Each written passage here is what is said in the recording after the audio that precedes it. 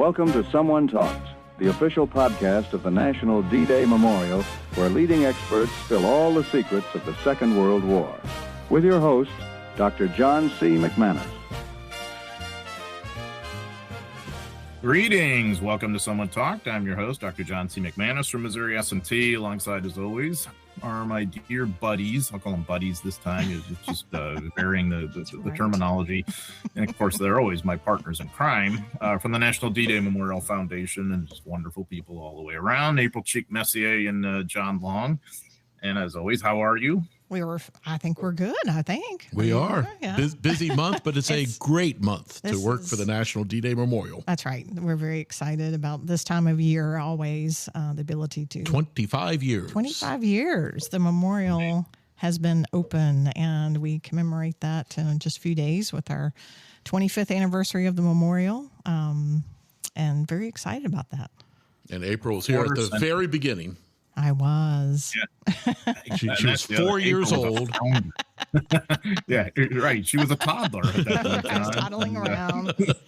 No, it's just amazing to think that it's been 25 years, though. And just the number of veterans who've come through the memorial, that we've had the honor of a lifetime to get to meet so many from all over the world. It's just really terrific, really terrific. I was there at the opening. I was way back in the back, thousands and thousands of people, but still, it's just a great memory that I was there in the crowd with all of these D-Day veterans, not even World War II veterans. That's right. There were D-Day hundreds, veterans. and there were hundreds of D-Day veterans with us that day. Wow. We had 24,000 people, and we had about 300 or so D-Day veterans. It was just remarkable. I'll never forget it. It's just when they stood up to be recognized, it was just a sea of them, and what a special day. I'll never forget that. Although I will also remember the weather that hit it was later. Very hot.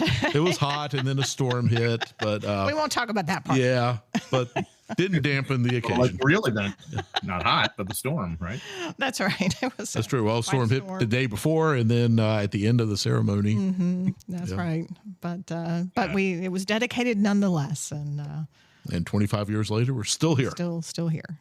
It was just amazing. And when you said, April, about all these veterans being there and standing up at that moment, it kind of makes you realize in retrospect how lucky we were to be contemporaries at some point with these folks, and that they could be involved. And a major reason why the memorial's there is D-Day veterans, of course, Bob Slaughter, whom you knew very, very well. Very well. Bob Slaughter, who was the visionary, the D-Day veteran of the 29th Division, Company D, who really felt like it was time to pay tribute to all his comrades. It started out as something very simple in his mind, to pay tribute to his comrades, but then understanding shortly after that there was nothing in the United States that really adequately paid tribute to the World War II veterans, and particularly for him, those who served on D-Day. And so it became his mission. And, Bob was one of those people, you didn't say no to Bob. When he walked into a room, everybody paid attention, and he made it his life's work at the end, toward the end of his life, to make sure it happened. And he also realized, and the whole organization realized along the way, no one had a clear idea of how many people died on D-Day and who they were. Exactly right. Which is shocking, really, when you think about it. You just assume. I know people are always amazed when we tell them that story, that when we were building the monument and had this idea to make sure the names were placed on the wall so that people could see who died on D-Day. And then quickly we realized, there's not a database anywhere that tells you who died on D-Day. Well, I guess we're going to have to find out. And what a project it has been. Still going. Yeah, so it's ongoing. And so in this episode, we thought we'd explore this topic. I mean, and the memorial as a whole, a little bit of its background and history and where it is and where it's headed. But it's called the Necrology Project. And I know I get this question all the time from my students. How many Americans died on D-Day, or how many Allied soldiers, how many Germans, or, whatever it would be. It's amazing to think, for such an incredibly well-documented event in modern history, after all, that it's really hard to nail down exactly how many died on D-Day. So seems like an easy question, but it's John, I'll start with you, because I know you're pretty involved in it right now, and you have predecessors I know you want to discuss too. Why has it been so hard to come up with that final answer? Well, the answer I give sort of jokingly a lot of times when people ask is that, the U.S. military or the Allied military, whichever one you think about, in 1944 had other things on their mind than, accurate historical records. They had a world war to fight and to win. And along the way, to me, it's not surprising that things would fall through the cracks or things would not get recorded exactly properly. But then also there was never like a roster of all of the D-Day participants, and there was never a roster of all of the D-Day dead. Now, if a man died on D-Day, it's not like it was not known that he died, but that fact that Joe Smith died on June 6, 1944 on Omaha Beach, that was in a record of his personally. He may be mentioned in unit records as a fatality, but those are sometimes assembled over months and even years before the date is assigned. And as a result, there simply was, as my predecessor, Carol Tuckweiler, who really took on this project back 25 years ago, discovered from the outset there was no place to look for all of the people who died on a single day. It was, it was a matter of looking 1,000 different places. Which she did. She did. She perused, and she was a former librarian, and I cannot tell you, she is it was remarkable what she was able to do, because this was also before most things were even on the internet. So she was out there really, going to the National Archives, going wherever she could to make sure that she was uncovering it. So she's looking at burial records, after action reports, personnel files, unit histories, ship logs, headstone applications, obituaries, you name it. And that's what she had to do. A painstaking process. I always am quick to give Carol great credit because, she added 2,400 some American names and virtually all of the Allied names to the wall. I've added, I've been a part of adding a couple of dozen maybe. Carol gets the attention. but John, it's also very difficult now too, though. The work that you're doing is looking at a lot of the names. It takes a real deep dive to really determine for sure if they died on June 6th for many of them, because they're kind of questionable, and so you have to kind of look again. There may not be as many, but kind of verifying it has become a lot more difficult in many cases. What we're down to is some very specific cases. I think if a man was in the 29th Division, we found his name ages ago. He's already on the wall if he died on D-Day. But smaller units, they may have easily missed some of them. For instance, a lot of people don't realize there were men from the 2nd Infantry Division involved. The 2nd Division did not land in Normandy until after D-Day, but some of the men apparently volunteered to act as infantry to help support the engineer regiments that came aboard. And so a lot of times, no one thought to look at the records of the 2nd Division. So we occasionally will run across those. In fact, this year we'll be adding 2 2nd Division men to the wall. But the other thing is, there are a lot of records where simply because the reality of the way records were kept and typewritten records and sometimes handwritten records, it's easy to make mistakes and it's easy to be contradictions. So what we're doing largely now is sorting through those contradictions where it might say a man died on June 6th one place and somewhere else June 10th or whatever date. And I know one case I found 4 different death dates recorded for a man. So we're sorting through all of those things that, as they come up, and it sometimes it's a judgment call. Yeah. It is a judgment call. It kind of reminds me almost of writing the actual history itself, the combat history of D-Day. I know from looking at a lot of the sources that, they're contrasting, they're contradicting in various times. And you kind of have to extrapolate. And in the end, sometimes, disquietingly, you kind of have to guesstimate and say, okay, well, this is what I think happened. I'm not saying this is the last word. Yeah, but for the Necrology project, it is an exacting thing where either they were killed on the 6th or not, and it's so hard to pin that down, isn't it, John? In my mind, a lot of times I'm referring to an ancient scholar by the name of William of Ockham, and the famous philosophical principle called Occam's razor, which is I couldn't begin to define it like a philosopher would, but it amounts to, as a rule, the easiest explanation is usually the correct explanation. I look at a lot of these and say, what does Occam's razor say? And sometimes it is, no, this man, maybe he was wounded on D-Day, but he died the next day. And that makes sense.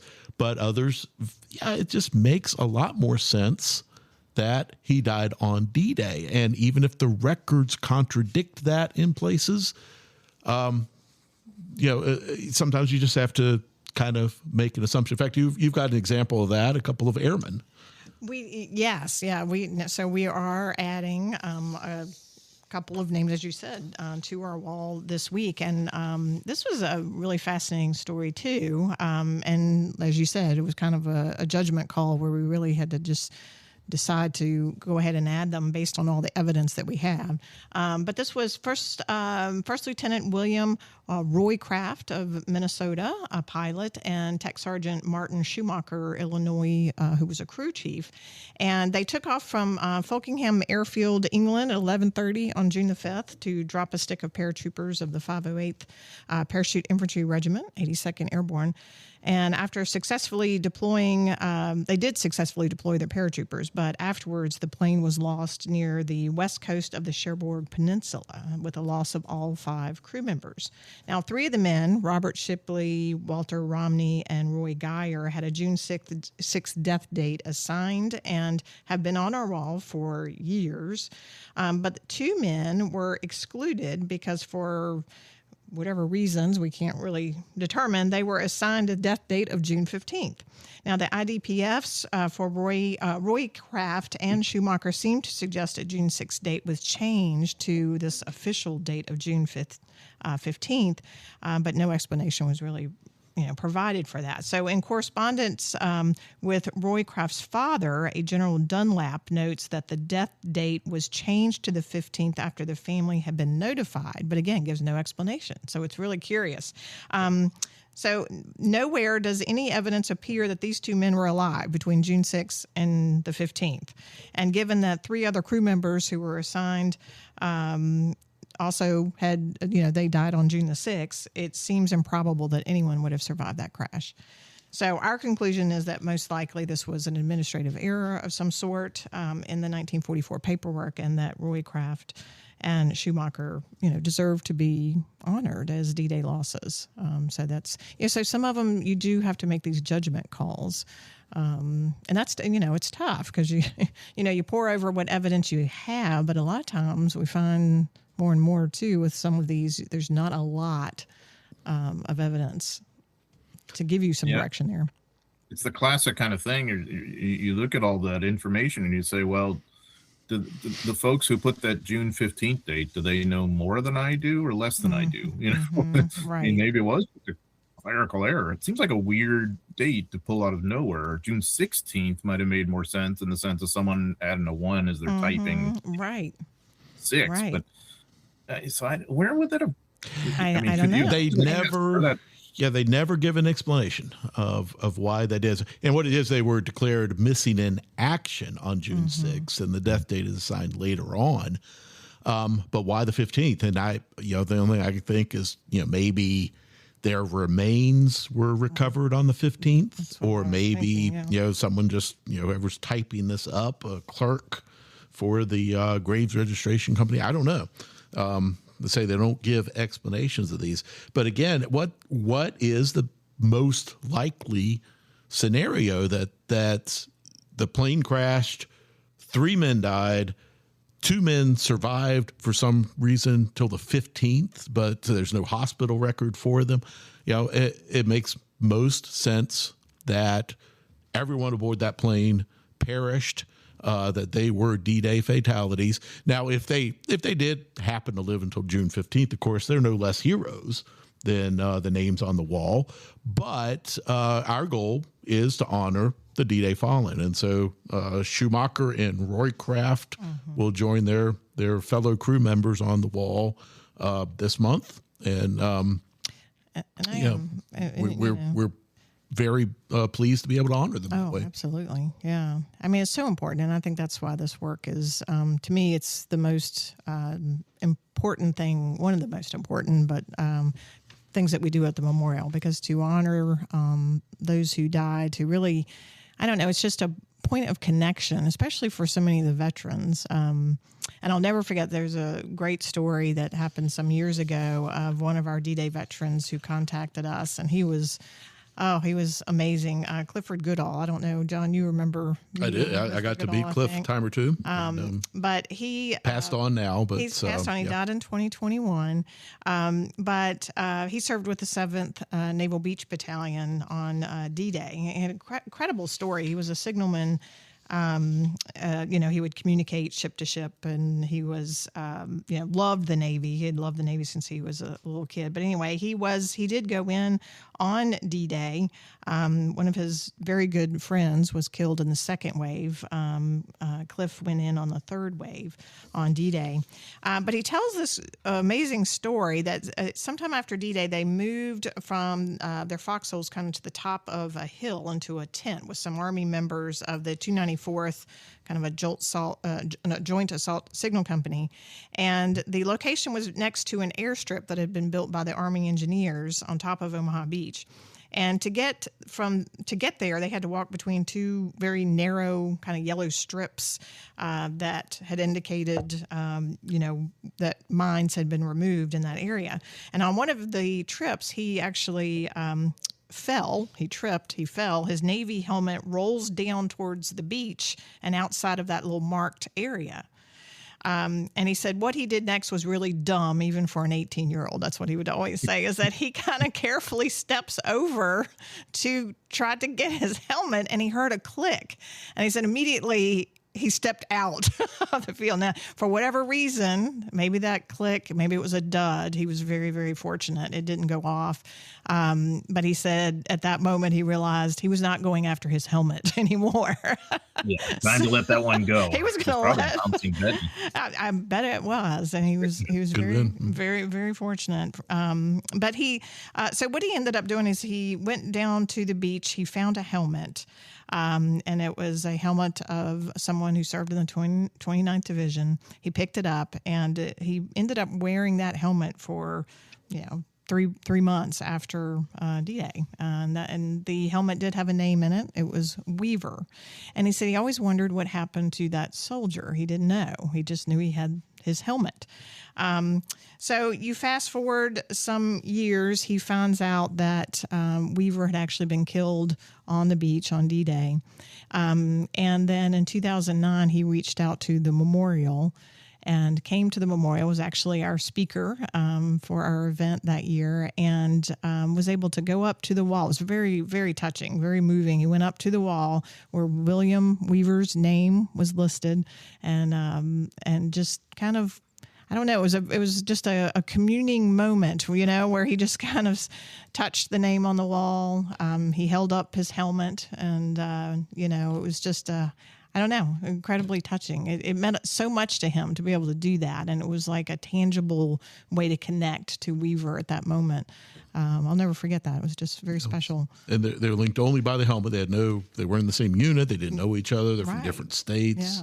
Yeah. But his helmet, William Weaver's helmet, protected Cliff Goodall's head for however long he wore it. So it meant a lot to him.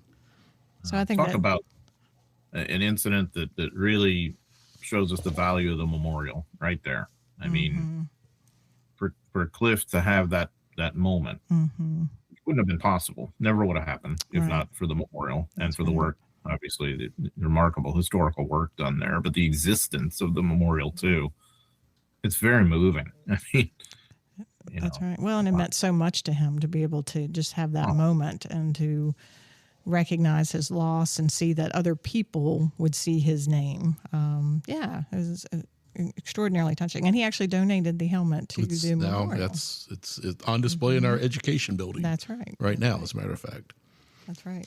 Let me tell you about another name that we're adding. We're adding about 13 names this week to our wall, or unveiling, dedicating, I guess, better way to say it, because the plaques, of course, are hung a little bit in advance.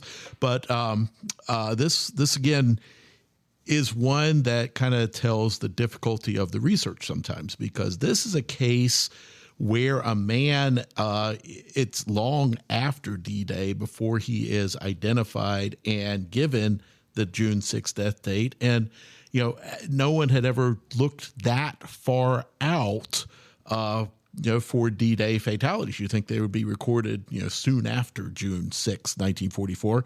And this was much later. But it's a soldier by the name of William Ludlam. And it was someone from his hometown that emailed me and asked about him, sent a picture of the grave marker and such.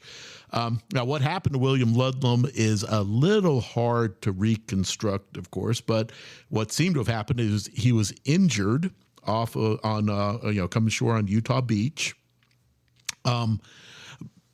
Injured in the foot, but still able to walk himself. So he, went toward the beach to find an aid station, and then was never seen again. Exactly what happened to him, it's hard to say. But sometime later, approximately 6 weeks after D-Day, his body washed ashore farther up the English Channel, in what was then still German-occupied territory. His body was badly decomposed, and apparently missing the head off of so no dog tags or anything. But he had his pay book in his pocket, his wallet with his name. He had laundry marks on his clothing that supported his identification.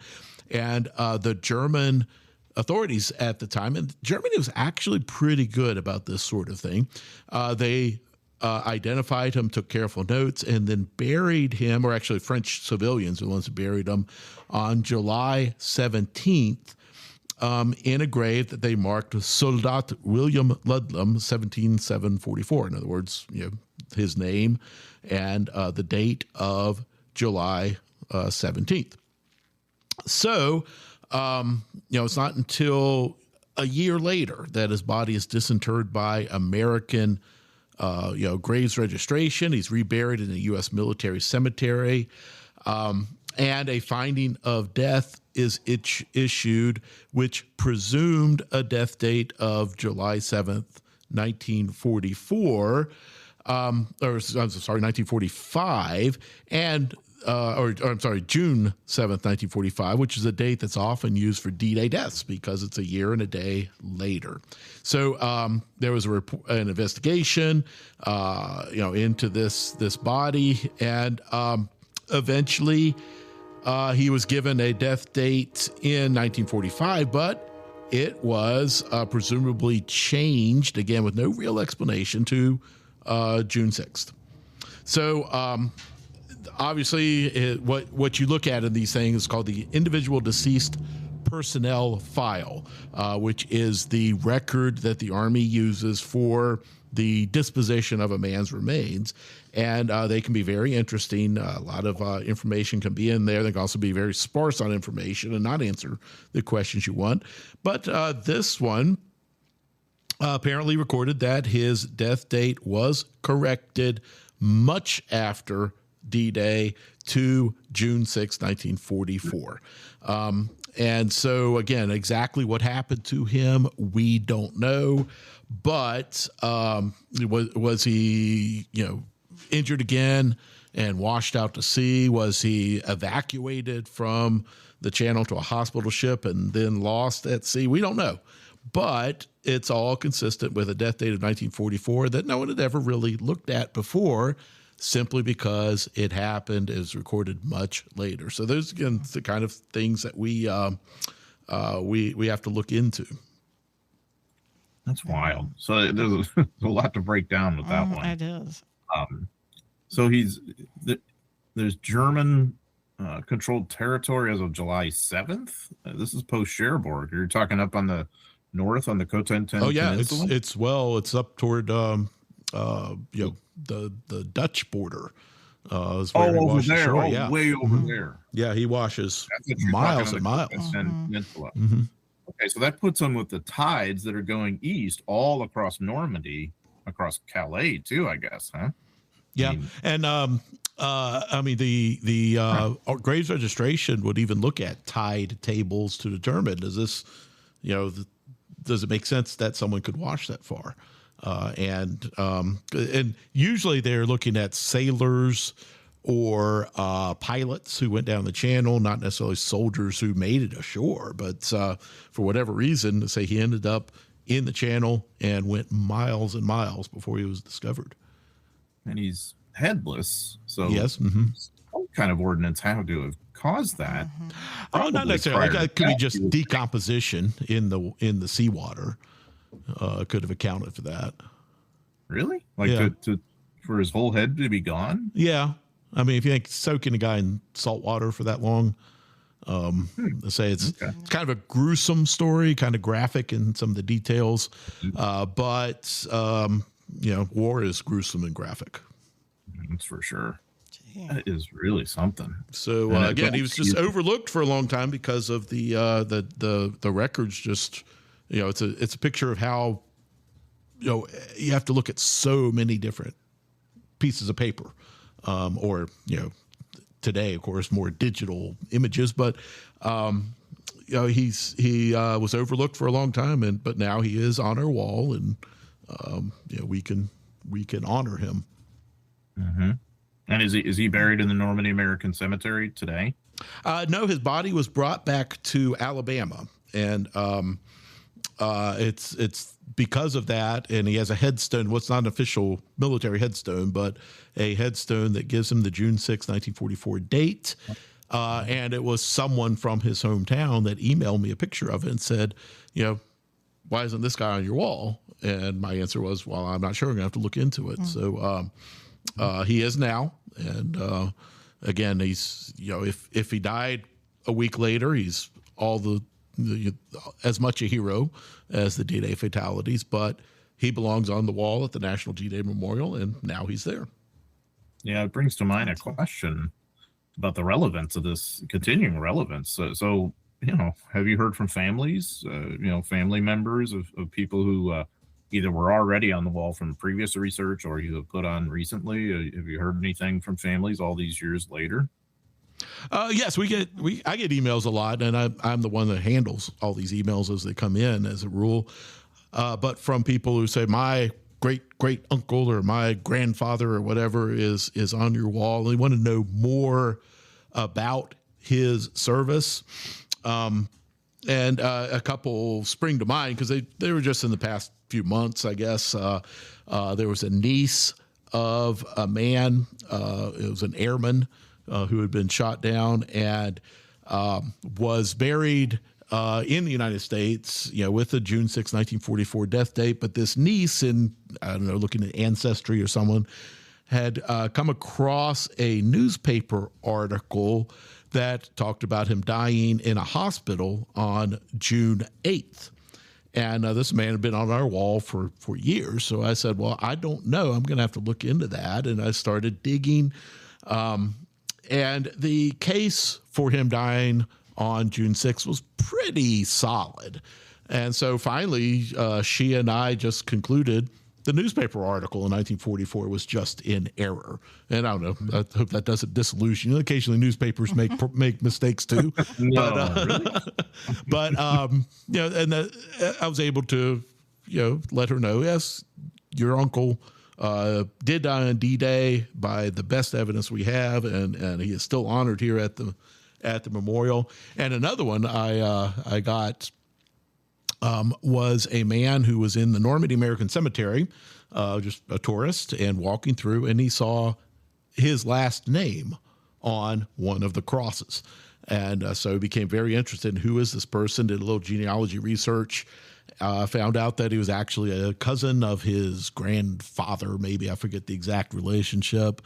And I said, hey, what can you tell me about him? And so I was able to provide him with some information say he never knew the guy existed, but had just seen his name on a stone in Normandy American Cemetery with the June 6th date. And I was able to tell him a little bit more about his relatives' service and his sacrifice. Gosh. Those are good stories. And we'll keep getting those, I think, as we continue to add it. So let's see, with these additions that should, we have a number of additions and some corrections that we continually make too, as you get, affirming paperwork and things like that, but should put us at, we had a first name wrong, for instance. Right. And we didn't realize Correct that. Just a mistake, clerical error on our part. Yeah. So we corrected that plaque as well. So 4,000, right? 4,435. Is that correct? Yes. Allied losses, 4,435 and counting, because that number will probably change again. That's right. But for the moment, that's it. It's 2,518 Americans, 1,917 of our allies. Mm-hmm. Wow. I mean, what a number. Yeah. That is, of course, deadlier than Pearl Harbor. It may not, I guess October 25th, 1944, as we learned from Rona Simmons, I guess is deadlier, mainly because of the RSN Maru going down that day. We had just by point of reference, if you haven't listened to those episodes that we had with Rona Simmons about her book, I'd highly recommend that. And it was an interesting conversation because we were talking about the Necrology project versus the work she had done, which was extensive work to document that too. Wow. So, I mean, it's very sobering. It is, and it's really gratifying too to know when you can kind of, you get affirmation that from these family members who do come up, or from these stories of veterans who may have had someone who served. I remember talking to Charles Shea. He's the best friend that died in his arms. Yes. And being able to tell him that, that his medic for the First Division. That's and, right. He told me, at this point he's 100 years old, but he was telling me about his friend Mirosevic, who was another medic and died in his arms on Omaha Beach. And how poignant to know these two men land to save lives, and one of them gives their life. Right. Unfortunately, we just lost Charles Shea recently. That's right. Died at the age of about 101. But what a privilege to know him. Oh, yeah. Briefly, he was a treasure for sure. So, but it's great to be able to share with someone like Charles Shea, for example, that his friend's name is on our wall and recognized, and it just means so much to the veterans we've been able to meet over the years, and to let them know that it's means a lot to them, means a lot to the family members. So, and more importantly, too, people who just come to the memorial who don't know a lot about the history, to be able to come into our space and just see all those names on the wall, the significance of that, just on the one day alone. As we always tell people, thousands more died in the days that followed, but this was that one day, and really puts it all in perspective. I tell visitors. I'll tell visitors, even if you don't know someone, you're not related to one of these names, just pick a plaque at random, walk over there, put your finger on a name, and stop and think. Here's a man that certainly didn't want to be on a brass, plaque at the National D-Day Memorial. He wanted to go home. He wanted to get married, raise kids, but he gave his life. And something about where was he from? What was he doing on D-Day? What did his family go through in the aftermath? And say you don't have to know a lot of details about his life, just to picture what it all meant. And I hope if we can make that clear to our visitors, well, then we've accomplished our purpose. That's right. Yeah. The memorial does a phenomenal job of that. And so there's also another closely related effort, kind of ongoing effort. It's called Faces of the Fallen. What's the story with that? It's linked to this, I guess, isn't it? Well, we wanted, we also think it's so important for, especially for young people. You see the names on the wall, but to really connect them to who they were. And so I think photographs are so important. And so we have also kind of, in addition to finding the names, trying to find photographs of all of the fallen of D-Day. And that's not easy. I mean, we're finding that finding the photographs can be just as challenging in some respects as finding their names, because unfortunately, a lot of them, photographs are not easy to come by. Yeah. Some of them may have never had a photograph taken. Exactly. Yeah. Cameras are still not, they're not rare, but they're not universal. So we're continuing to do that. But what we do every year, and we have up at the memorial, we place these up on Memorial Day, starting on Memorial Day, and we leave it up, through our June 6th activities. Is we have a banner made that has the photos that we do have of the fallen. And we put that up so that visitors can kind of walk through and see their faces, who they were. I mean, as anybody knows who's seen a lot of these photographs, you realize how young so many of them are. Mm-hmm. But it just connects you in a different way. So our goal is to try to find a photograph for every single one of the fallen that we have on the necrology wall. And there's a database at dday.org. That's exactly right. Check out. There is. The Memorial app. Memorial has an app too, which I highly recommend to everybody. Really cool app, and so you can find some of this there. That's right. I mean, very efficient, and you can also add if you do come from a family or know of someone who died on D-Day, and you don't see a photograph, that you can certainly also add that online. We have that ability to do that, so and have them recognized. And also, people email all the time, why isn't my great uncle on the wall? And the quick answer, probably in 98% of the cases, is he didn't die on D-Day, he died on another day. Sometimes maybe that other day is incorrect, like these names we just added, but often it is. And it goes down in family lore a lot that Uncle Frank died on D-Day when he actually died, maybe weeks later. And we don't want to disillusion anyone, because, as I say, just as much a hero as a man who died on June 6th. But, our purpose of our wall is fairly limited to 24 hours. And so we'll keep doing it. We're still digging. Numbers will change again as we find more names.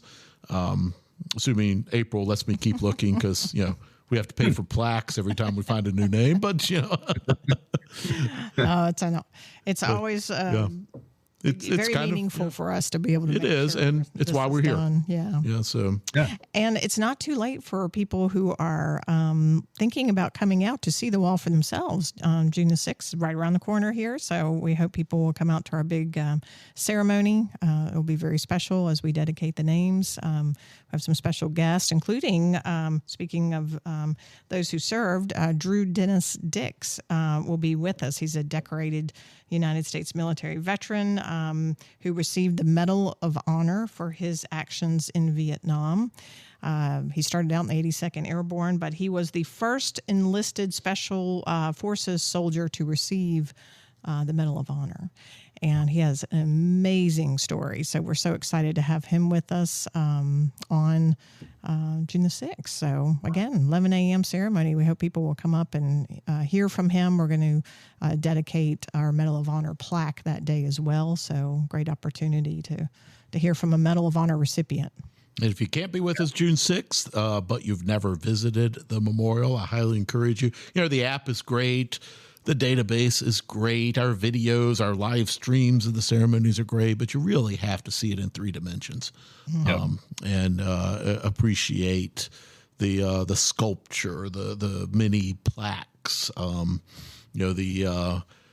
wall, the banners for Faces of the Fallen. I think if you see it in person, it's so much more meaningful. So absolutely pay a visit if you have not done so before. And we also have our film. Our documentary that's true. Yes. When we went in. So that's just an amazing experience. It's an very immersive experience where we actually project the film onto the memorial itself. And so pretty exciting to have that. So just go online. You'll see all the information for all of the events coming up. No description we can give will. No, you just have to go online and look and come see. You really have to see it. You do. And it being the whole shebang. The National D-Day Memorial is a place of exquisite and tragic beauty, really. You will be blown away by it. So, yeah, check it out. And this is the great week to do it. So, this has been interesting talking about the Necrology project and, of course, the larger quarter-century impact of the memorial as a whole. And great stuff. And I'm sure we'll revisit it in the future, too, as this is ongoing. So, John Long, please tell us about today's We Salute You. On this episode's We Salute You segment, we honor the service of Colonel Raymond Milliner, a soldier whose war record says much about the heroism of the American fighting man, but whose tragic end also says much about the hidden scars of war for the men who fight it. Raymond Davis Milliner was born in Pennsylvania in 1908, one of three brothers who all served in World War II. After high school, Raymond followed his older brother George to the U.S. Military Academy at West Point, where he graduated in 1930. He was stationed in Panama, where he met his wife, and in France, where he undertook language study. He then returned as an instructor in French at West Point. By the time the U.S. entered World War II, he was a respected lieutenant colonel, excelling at several staff postings before he became Assistant Chief of Staff for the 101st Airborne.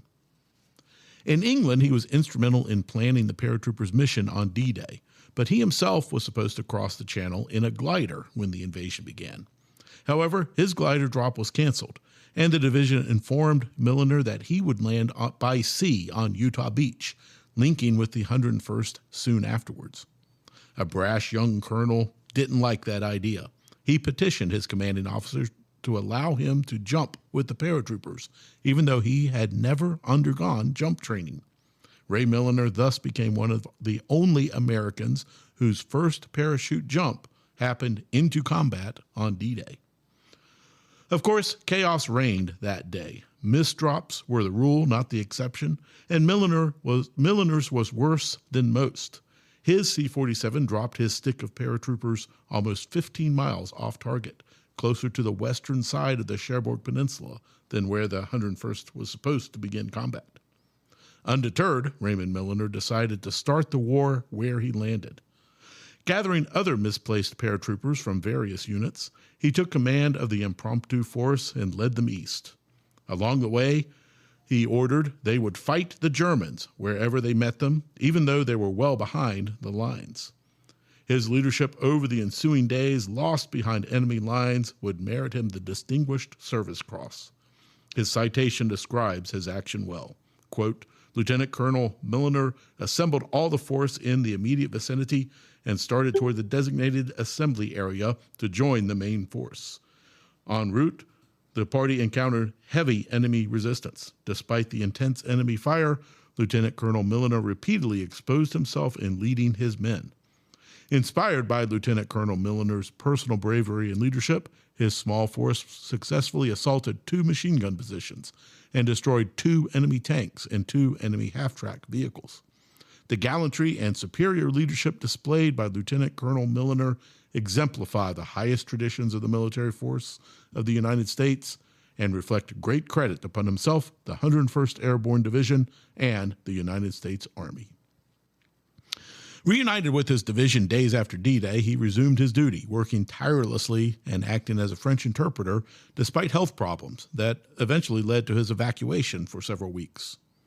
By August, he was back at work and labored to plan the 101st's next jump, Operation Market Garden. On September 17th, he experienced his second combat jump from a plane over Holland that was actively on fire. By November, the 101st was back off the line, but Milliner continued leading and planning tirelessly under tremendous pressure and sleeping too little. It is difficult to say exactly how this affected him, but by December 1944, he was likely suffering from undiagnosed combat stress. We can look back with 8 decades and wish someone, a doctor, a chaplain, a friend, had recognized his difficulties, but sadly, no one did. On December 7th, 1944, to the surprise of his men, who respected him so much and thought he was invincible, Colonel Raymond Milliner died of a self-inflicted gunshot wound. Men die in war, of course. Men are injured, both in body and soul. When the guns fall silent, we honor the heroes, but we often don't reflect enough on those for whom the scars of war are hidden from view and not as easily treated as a shrapnel wound. Raymond Milliner, an undisputed hero, is a crucial reminder to all of us. What we ask of our military personnel, what we need from them, may carry a higher cost than we may realize. Lieutenant Colonel Raymond Milliner, we salute you. Thank you for your service and your immense sacrifice, and thank you for doing your part to save the world. Milner's story is, of course, so incredibly tragic, and I think it gives us a kind of a snapshot into ongoing what we call PTSD now. They called it combat fatigue back then. I have a couple little nuggets to add about that. One could be apocryphal and is not documented. The other is very highly documented. One of the interviews we did at the University of Tennessee a long time ago with a company commander from the Big Red One who went in at Omaha Beach on D-Day. He one of the things he told us about, he claimed that a couple of NCOs in his unit, I think he was talking about the 1st Engineer Combat Battalion, had, they'd seen a lot of combat in the Mediterranean, and according to this captain, these 2 sergeants just committed suicide during the weeks leading up to D-Day because he thought they just couldn't simply face the idea of having lives in their hands again, and having to choose who lives and who dies. I don't know whether that was true or not, but certainly there's enough truth to it that kind of thing did happen. There is a case of the commander of the 503rd Parachute Infantry Regiment in New Guinea in 1943, who, and his name was Colonel Kinsler, I think. He basically just takes a pistol, points it at his heart, and kills himself. And he did it while he was on a date with an Australian nurse. Here's a guy, who is similar to Milliner, with this is a pretty high-ranking officer with some authority, and yet he just could not continue for whatever reason. It's really, really horrifying. Sure. Admiral Moon. Yeah. One of the naval commanders for D-Day. Yeah. It is tragic. We have to remember, we ask so much of the men in uniform, and today, of course, women as well. And we have to remember that, we owe an obligation, not just to their physical health, but their mental health as well. Yep. Yeah. And that's the part that often gets overlooked in the long term as well, even today. Yeah. And yeah, because it's 2 sides of the same coin, the physical and mental health. It's a lot easier to identify the physical wounds than the mental wounds a lot of times. And and that was true in World War II, when they were really quite cutting edge in how they were treating it in a way. But we look back on it now and say, well, my gosh, that was quite rudimentary. And it's true, but it's such a difficult thing to come to grips with. Well, so many of them came back and tried to bury it in other ways too. Mm-hmm. A lot of, some turned to alcohol and other things, and we don't really talk about that. There were a lot of suicides, in the years after. And the years after, Mm-hmm. they continued. Yep. Yeah. And you got to think that was probably true in the Peloponnesian War as well. Yep. It's just part of the soldier's experience that I think we need to always take into account. Mm-hmm. Yep, it's gone on for thousands of years. That's right. And it's one of the many horrible damage that war causes. Is just another example. So, yes. Well, on that cheery note, I guess we'll wrap up. But that is the reality. You can email our team at podcast@dday.org. Again, that's podcast@dday.org. We love hearing from you. If you're enjoying our discussions on World War II and its lasting impact, please subscribe to this podcast, share it with your friends, rate it, leave us a review. Help us share the lessons and legacies of D-Day and World War II. Thanks for joining us, everybody. Take care. Someone Talked is a production of the National D-Day Memorial Foundation, recorded at Media Squatch in Bedford, Virginia. The views expressed are not necessarily those of the foundation, studio, or sponsors. Promotional consideration for Someone Talked is provided by Framatome, an international leader in nuclear energy. Learn more at framatome.com. Explore the National D-Day Memorial, plan your visit, and learn more about our educational programming and upcoming events at dday.org. Join the conversation. Email our team at podcast@dday.org. So long from all of us at Someone Talked.